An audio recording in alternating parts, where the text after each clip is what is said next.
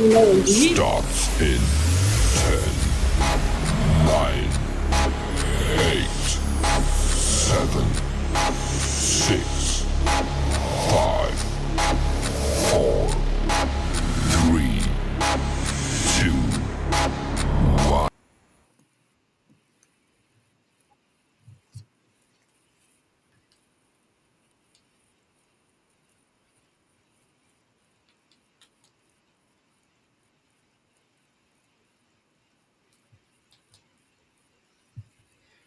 Attention, please.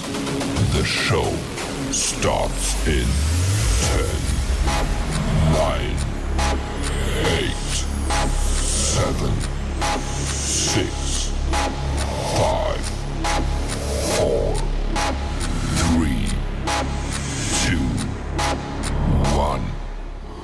Go.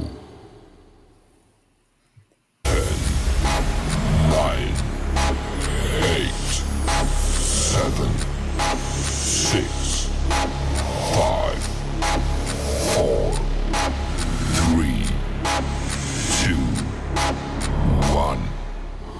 Go.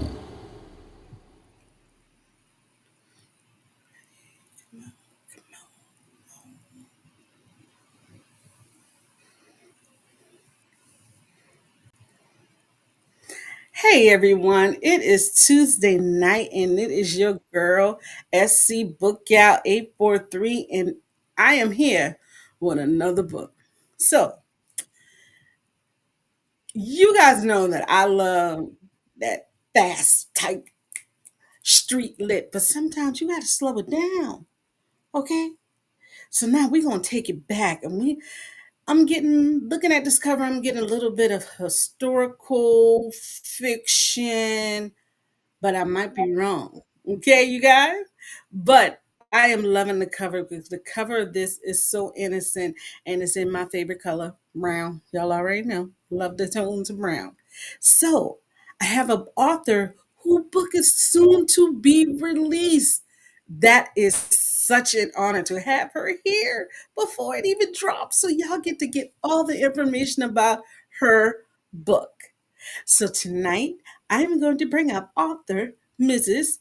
Antoinette, and we're going to be talking about the juke joint's daughter. Now, if you from the South, y'all know about that juke joint. So we're going to bring her up so she can talk about her book.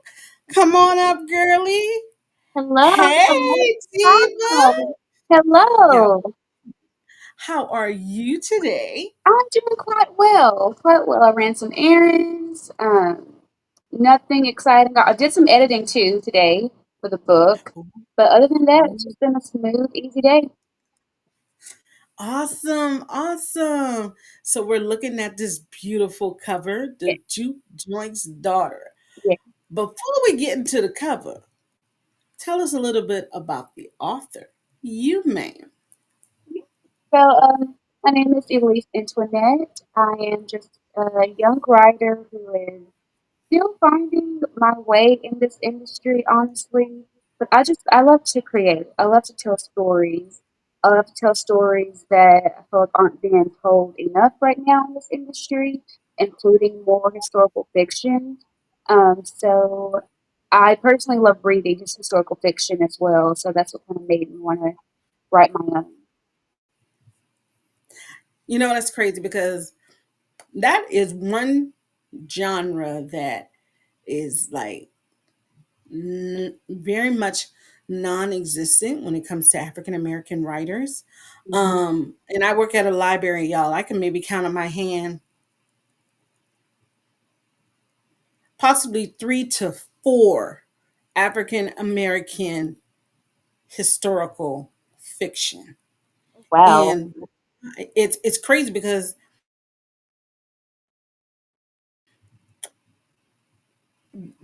yeah, and I'm kind of painting the shells. I really have not seen much. Now I've worked at a library for 20 years now, and I have not seen that historical African American fiction blow up. Now, when it does come to African American historical, we got all the books about who is who, and then we have the books about the flight and everything we've gone through. But to bring fiction into it, Mhm. not much. So I'm going to ask you, why historical fiction? Honestly, just kind of what you just said, just piggybacking from that, again, my love for already reading historical fiction, a lot of the stories were either rooted in, slavery or during slavery times, or even if it wasn't necessarily about slavery in general, we were just still so oppressive or in an oppressive state. Which, yes, those things exist at that time, but people still had so much life to give without always just showing how oppressed they were or how, bad things were. Like, yes, we will never forget that. We can never, forget that part of our history, but that shouldn't be all that we see or that we read. There were people, owning their own homes in their late 40s, running businesses, juke joints, there were doctors, nurses. So, I mean, and I just wanted to really tell that side of our history, of our story, and not just the same stories that are rooted in our oppression. Makes a lot of sense. Because I'm thinking now and I'm thinking about entertainment altogether. Hmm. There are a lot of movies now that are coming up with that historical fiction and Hmm. African American historical fiction. Y'all know the biggest one that's out there that I finally watched. My coworkers made me sit down there and watch Sinners. That's my It was movie. it was boring up to like maybe a 45 minutes in the movie. I was like, what is this? And they were sitting up there laughing at me like, Trees, you gotta go through it. You gotta go through it. I said, this is boring. Then when everything started happening, this is me, she kill him. Ooh. So yes, when it comes to historical fiction, I think when it comes to film and media, we have a decent amount. I won't say a great amount, but I would say a decent amount. But when Mhm. it comes to literature, we don't. So I thank you for taking on this. I really thank you. So tell us a little bit about the juke joint's daughter. Yeah. So where do I start? Well, the cover, um, a lot of my stuff starts here. Like most creators, we don't really have a playbook of how most of our stuff is brought to life. It just starts in our mind first. So since I'm a filmmaker, the this book actually started out as a film idea, and it was just this seed that was planted about, having a coming of age story about a girl from Arkansas. She has a dad that that was abandoned or that abandoned her, but she wants to start a new life and go and find him. So there were different scenes that would just come to me. I personally love the movie Eve's Bayou, and Their Eyes Are Watching God. And so I just, wanted to have a character who kind of resembles a little bit of Jamie off Their Eyes Are Watching God. Like she's kind of favors her a little bit, but I didn't want to create another Jamie or another Eve, from Eve's Bayou. So I just wanted to have, my own strong African American girl coming of age story, and I would just have different scenes, and eventually I landed, with the juke joint because I love music. I love, old jazz and blues music, and I personally hadn't even stepped foot into a juke joint before. I'm just from the deep south. I'm from Pine Bluff, Arkansas. So blues has always been in my life since I was a child. I would go to blues on the river. My grandfather, played the guitar. So I just wanted to create a type of story that was rooted in, blues and music, but also a woman, finding herself in the South. And so that's how we got the juke joint started. Now that's crazy because I've been in a juke joint one time. And like literally they were in there frying fish and stuff like this. And it was crazy. In South Carolina, we had these little Adam runs, Buckall, and I think I went to Tidwinville. Okay, What's Y'all, it it's a called? little city, like Tibwinville. Okay, never heard of that. It's Okay. one of those cities. Blink twice, you already been through the city and come out the city. And I've been to a juke joint, and it is one of the coolest spots in America. It's like everybody laid back, and then I was like, okay, now somebody granddaddy go try to holler at me out here, but it was a great atmosphere. So Mhm. I truly do understand that. So yeah. Yeah. So let's talk about this cover. I am a cover girl. If your books are a great cover, it goes on the list. And if you only know how long my list is, oh God.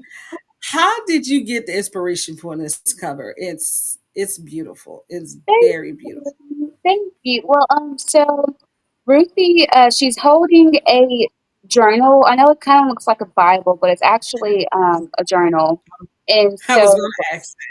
yeah, it's a journal. And so, um, when Ruthie was a child, a way for her to kind of stay close to her dad, whose name is Titus, she would write these letters, journal entries, and she would say, "Dear Titus," and she would just like talk about her day, talk about how her mom pissed her off or made her upset. And so, um, she goes there to find him with nothing but her suitcase, in this journal because it's just kind of a way. This journal is her way of keeping her dad close throughout these whole years. And, the juke joint in the back is obviously, the juke joint will eventually kind of raise Ruthie when she gets there. So, what I forgot to mention is that so Ruthie, she leaves her home, ends up in this town, and she didn't know that her father owned a juke joint. She just knew that he left to run some business in Louisiana, but she didn't know it was a juke joint. And so when she gets there, her goal is to, tell Titus who she is right away so she could get her money and go on her way. She wants to go to Spelman. But instead of uh, instead of the truth coming out right away, Titus mistakenly thinks that she's the new server. And so Ruthie's like, "Yeah, I'm the new server." So she ends up working for him instead of telling him the truth. And so most of the story is just her working there, trying to figure out when to tell him while there's so many things happening around the juke joint in the juke joint. And she just learns so much about herself, so much about life within this juke joint. And so, again, in a way, the juke joint has a way of raising her while she is, working there and living in this small Louisiana town. Okay, okay. So let me ask you, what made you want to start writing? So, I actually, my childhood is kind of complicated. I feel like most, writers, we just kind of always have that question that we get asked, but like we don't really know how to answer. At least I don't, because I started writing after my mother died when I was a very young child, and so writing became a way for me to heal by her passing. And so I would start out writing stories for characters who either lost a parent, like their mom or their dad, but it was always a single, family household, and or two kids that didn't have, both their parents. So I kind of started out to me writing like dark short stories, and for me to be only 11 or 12, it's like, girl, what was you going through? And in my case, a lot. But writing was just a safe way for me to let my feelings, just be put on paper, basically. And my first story that I ever wrote was called The Boy with Water and Love in His Body. And it follows a young boy who moves to a new town after he lost his dad. And basically, his next door neighbor helps him regain his passion for swimming because he lost it when his dad died. And I have this story to this day. Like, I should have bought it with me for this interview, but it's just written out. like beginning to end book that my child self wrote it. And that's so cool to just have that physical evidence of where it all started. I feel like not many authors are blessed, to have their first piece of work. So that's why I am so honored and blessed to have physical evidence that, listen, I've been doing this for a very long time. And, it is kind of hard for me to not get discouraged sometimes because I'm not published. I don't have a fancy publisher, but none of that matters when you physically see that you've been doing this before you even really knew what writing was, what being an author was. So, Girl, listen here, girl. You do not need the backing of those big publishing house. You can do it on your own, and I see that you are in the process of doing it, and you're doing it way more than people who should have already done it, and people who want to do it but have not chosen to do it. But you have wanted to do it, you're chosen to do it, you're in the process of doing it. And how I told one author, now you're about to you're about to go to birthing, and you're about to bring that book out. So let me ask you a question. How do you think it's going to feel to have that book into your hands? ooh, girl, it's gonna feel like a chocolate milkshake on a hot, hot summer South day. Okay, just cool you off. Like it's gonna feel good. It's gonna feel honestly. I'm probably gonna cry. I'm an emotional little girl, so I'm definitely gonna cry because it just feels like I'm making my childhood dreams come true. Basically, so I'll be crying for my adult self, putting in the work, but also for my child self, being like, "Hey, girl, we did it. You kept going. After just so much in life, you kept going." And I am just personally ready to read the book over as a reader and not the author, if that makes sense. Because, obviously, as authors, we always have to go back and read our work, but I'll just be glad when, I'm not reading for edits or reading for, formatting, grammar. Like, I'm just reading to enjoy the story, which I really haven't gone back to read it other than, just going over edits. But I can say, girl, there were some scenes that I would write that would just leave me in tears. And I would have to take breaks just because it made me that emotional. So if I get that emotional just by writing scenes out and then like having to like move on to the next one, I can just only imagine being able to read it straight through. So I'm excited. Oh, that is awesome. So, what is your target audience for the Juke Joint's daughter? Who who would you say should read your book? um, well, then, I mean, 18 plus, 20 plus, the character is 18, but I know most, some teenagers don't really read that much these days. So just to safely assume, I would say at least starting out at like 20 plus. I think, young women my age, like 30 plus, but also um, women who are like 50 and up too would enjoy this because like this is a time that they can relate to the music, they can relate to being a Southern woman in the Jim Crow oppressive South. And again, even though the story doesn't really cover, I mean, there is some racism in the book, but it's not in your face. So I just know that older generational Black women will be able to relate to my character story as well. Awesome. So, when you are not writing, what are you doing just to enjoy yourself, pass the time away? What are you doing just to,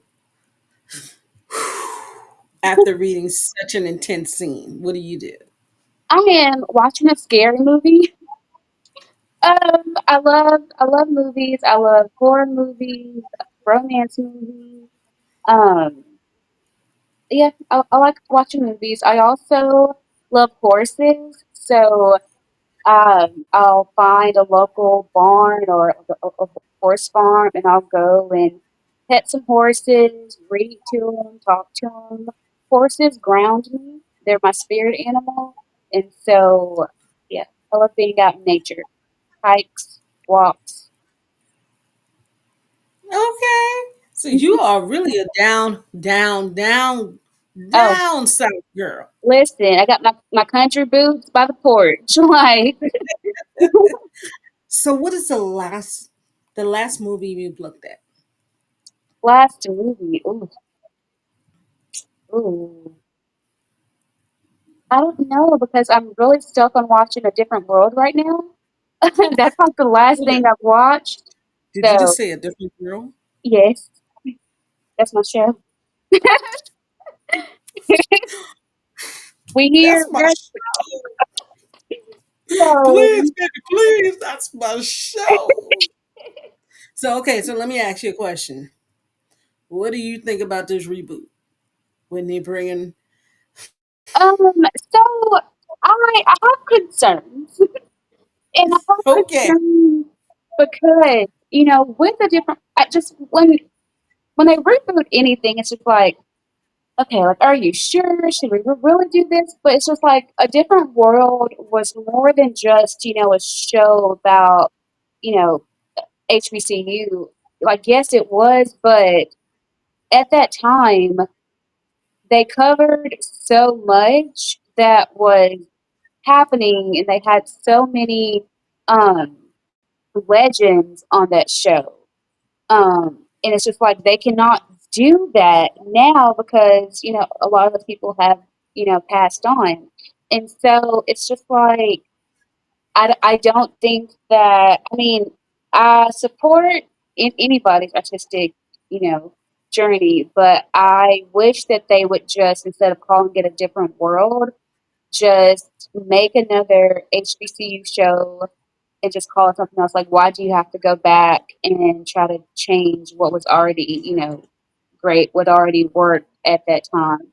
I feel like when you go back and have to reboot something, it's just never going to be the same. So while I don't necessarily agree with it, it doesn't mean that I'm not going to support it or watch it because I mean I try to support my people, but I mean if it's not, you know, if it ain't hidden, I'm definitely going to give my review on it, I basically. know.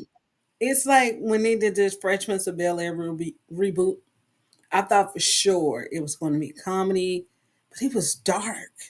I was Yeah, like, hold up, man. but Those were the if fun times in life, yeah, But why are you gonna take me down this dark alley? I ain't never knew none of this was going on, but yeah. I do oh, like that reboot. Now, I will kind of be guilty with that. Like, I don't hate the Bella reboot, but I do understand what you're saying. Like, why did we have to take something that was, lighthearted and a good comedic relief to have something that has you crying or triggered after some episodes? Like,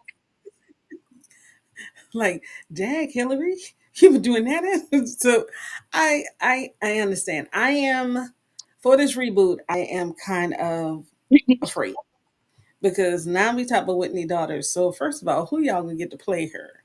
Second of all, where we going at with this? right, Are we gonna have Dwayne, Whitney, like a lot of the core group is there, but those supporting characters like Mr. Gaines, he's gone. So I'm like, who we gonna have? But right. I'm gonna give it a chance. I'm gonna give it a chance. I'm gonna give it a It's chance. yeah, it's like not only who we're gonna have, but those people are not replaceable.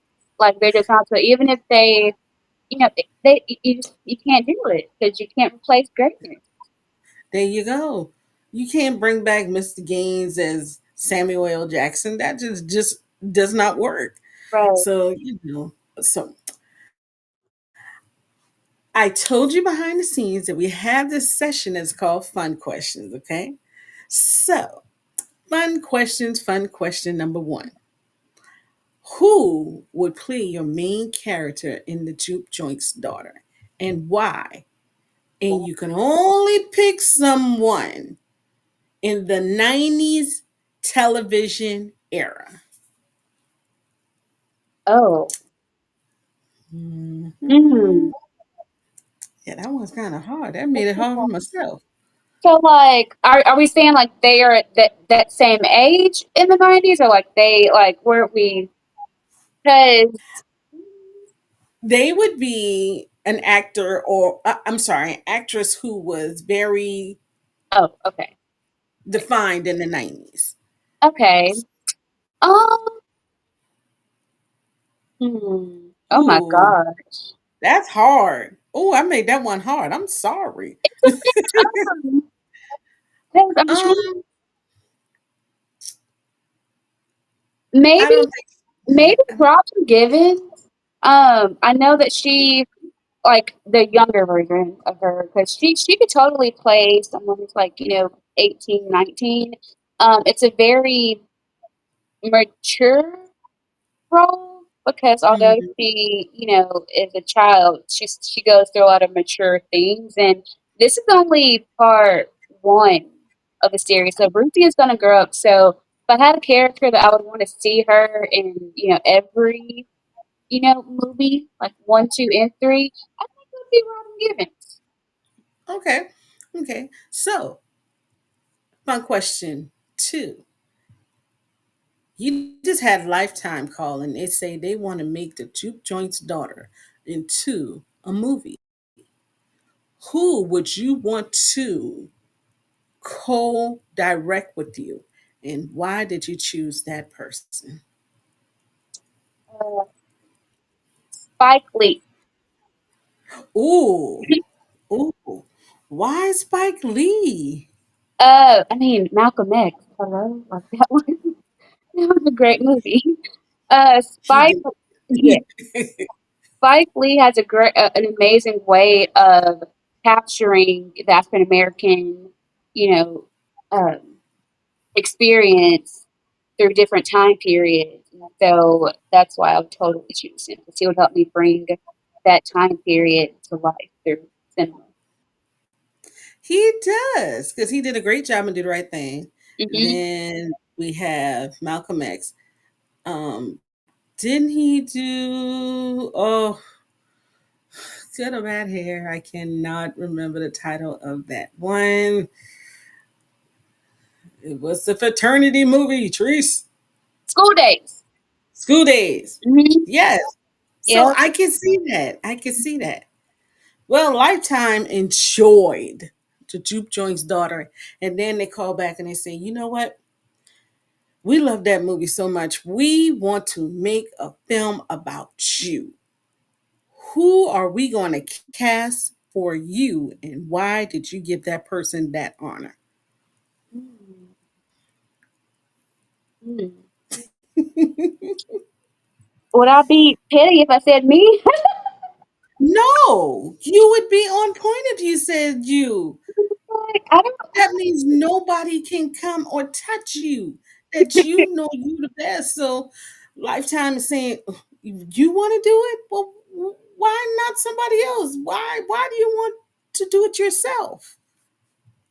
Yeah, because like I said, no one else can play me, and I just feel like um, I I've been through so much that it wouldn't matter if I told that actress XYZ. They wouldn't be able to capture the raw emotion of me of living my life. So like only I could do that. All right. So we are coming down to the last week in our summer reading challenge. Okay. I am going to say a word, and you guys know that if you send me the word, make sure you log your reading, you get extra points. What I've been doing is have my authors who are being interviewed tell us what this word means to them, or something funny, or just anything about that word. Okay, so are you guys ready for our secret code word of the week? You guys, this word is very special to me, so I'm going to tell you why first, and then I'll ask my author. The word is school.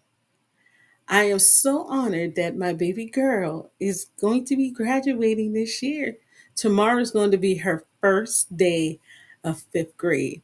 I don't know who's more nervous, her or me, but I know I'm going to be bawling my little eyes out. I can't help it. But nobody tell her. I'm ready for her to go because this summer stomach is working on my winter wallet, if you understand what I'm saying, okay? So, what does the word school mean to you? You're asking me or this? You, Me? you're Miss Oh, Inspiration. school. The first word that comes to my mind. Uh, redo. Ooh, ooh, why? Um, I think that there is I put so much pressure on myself to personally fit into the school where I was, and so I feel like, going back now, I would be able to focus more on